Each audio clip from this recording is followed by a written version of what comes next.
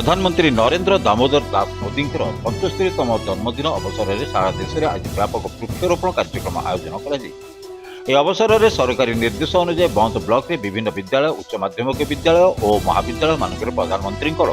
75तम जन्मदिन पालन कर सहित छात्र छात्री मानक सचेतनता शोभा आयोजन कर व्यापक वृक्षरोपण परिप्रेक्षी में पंचायत हाईस्कल प्रधानपड़ा परिसर में प्रधान शिक्षक शुभेन्दु शेखर महांती प्रत्यक्ष तत्वावधान में व्यापक वृक्षरोपण कार्यक्रम आयोजन कर कार्यक्रम अतिथि भाव में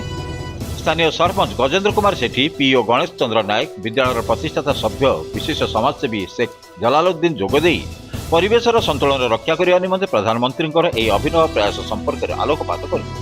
शिक्षक जहारुद्दीन साहाजी हेमंत कुमार परिड़ा अरुण कुमार बारिक रमाकांत जेना प्रफुल्ल कुमार जेना शेख सबीर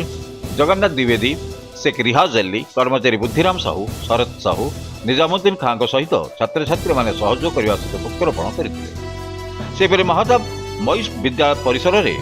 प्रधान शिक्षक रमाकांत जेना तत्वावधान व्यापक वृक्षरोपण करपरी ब्लॉक समस्त विद्यालय में यह कार्यक्रम अनुष्ठित होता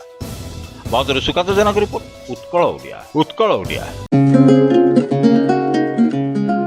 Please subscribe our channel Utkal Odia and don't forget to press bell icon.